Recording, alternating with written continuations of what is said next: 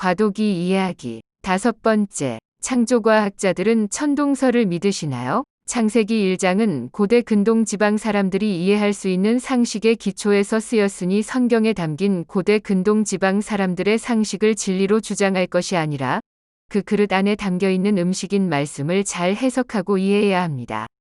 이렇게 얘기하면 창조과학자들은 그리스도인 과학자들이 이렇게 저렇게 성경 해석을 바꿔가면서 과학과 타협한다고 비판합니다. 성경을 정확히 해석해야 한다는 성경 해석의 원칙 앞에서 그들은 성경을 있는 그대로 읽어야 한다고 주장합니다.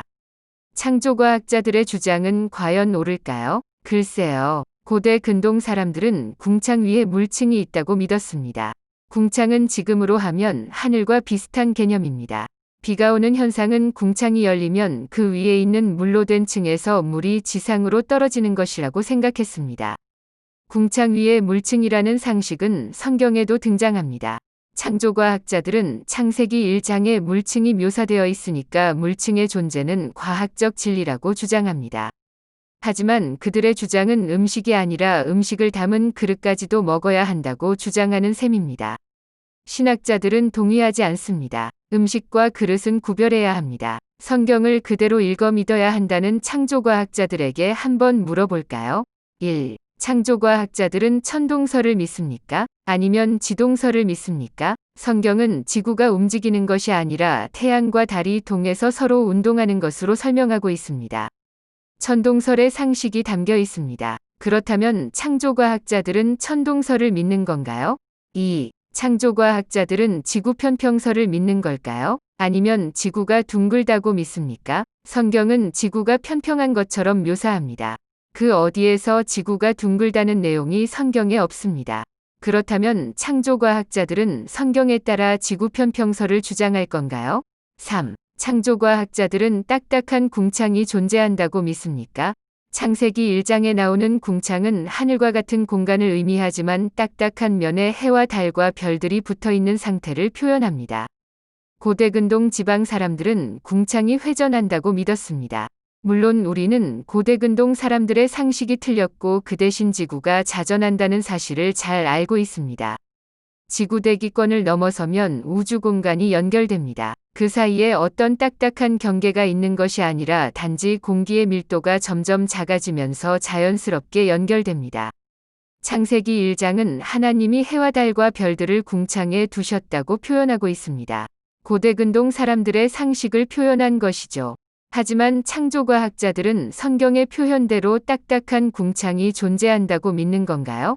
해와 달과 별들, 그러니까 안드로메다 은하까지 다 궁창 안에 존재한다고 믿는 겁니까?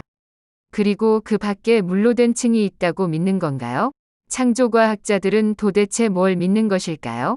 4. 창조과학자들은 태양이 창조되기 전에 지구가 창조되었다고 믿는 겁니까? 창세기 1장은 태양이 넷째 날 창조되었다고 기록합니다. 그럼 창조과학자들은 지구가 먼저 창조되고 태양이 나중에 창조되었다고 믿는 건가요? 5. 창조과학자들은 넷째 날에 태양이 창조되기 전에는 저녁이 되고 아침이 되는 현상을 어떻게 이해하는 건가요? 아침이 되고 저녁이 되려면 태양이 있어야 하는데 태양이 창조되기 전이니 다른 별이 하나 있어서 태양 역할을 했다고 믿는 겁니까? 6. 창조과학자들은 빛이 창조되기 전에 물이 창조되었다고 믿는 건가요? 창세기 1장 3절에는 빛의 창조가 나옵니다. 그러나 그보다 앞선 2절에는 하나님의 영이 수면 위에 운행하신다는 표현이 나옵니다. 그렇다면 창조과학자들은 빛보다 물이 먼저 창조되었다고 믿는 건가요? 수면은 물층과 공기층이 나누어진 상태를 말합니다. 수면이 생기려면 중력이 작용해야 합니다. 즉 창세기 1장 2절은 이미 지구가 있고 물이 있는 상황을 보여줍니다. 그렇다면 창조과학자들은 빛이 창조되어 어둠과 나뉘기 전에 이미 지구가 창조되고 물이 창조되었다고 믿는 건가요? 자, 여러 가지 질문을 던졌지만 창조과학자들은 통일성 있는 대답을 하지 못합니다. 성경을 과학 교과서처럼 읽는 것이 그들의 오류입니다. 성경은 자연사의 연대기를 과학적으로 설명하기 위해 쓰인 책이 아닙니다. 하나님이 무질서에 질서를 부여하면서 우주 전체를 창조하셨다는 신학적인 말씀이지요. 성경은 목적에 맞게 읽어야 합니다. 창세기 1장의 목적은 과학적 설명이 아닙니다. 어떻게 집을 지었냐고 물어보면 건축가는 이렇게 대답을 할 겁니다.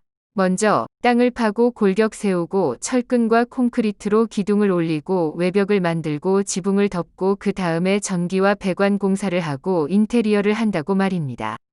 하지만 집주인에게 물어보면 어떻게 대답할까요? 1층에는 넓은 거실과 부엌을 넣고 2층에는 침실과 서재를 넣고 지하에는 놀이방과 창고가 들어가도록 집을 지었다고 대답합니다. 똑같은 집을 설명하더라도 목적에 따라 다르게 말합니다. 집주인은 집을 짓는 건축 과정을 설명하는데 관심이 없고 집을 어떤 목적으로 지었는가를 말하고 싶은 겁니다. 성경은 하나님의 창조 과정에 대한 과학적 설명이 아니라 신학적인 서사입니다. 창조과학의 가장 큰 문제는 성경을 잘못 해석하는 심각한 신학적 문제를 갖고 있다는 점입니다. 자신이 읽고 싶은 대로 성경을 읽으면서 성경을 그대로 읽어야 한다고 주장하는 것은 무의미합니다. 그런 터무니없는 주장을 펼친 것이 아니라 전문성을 가진 성서신학자들에게 배워야 합니다.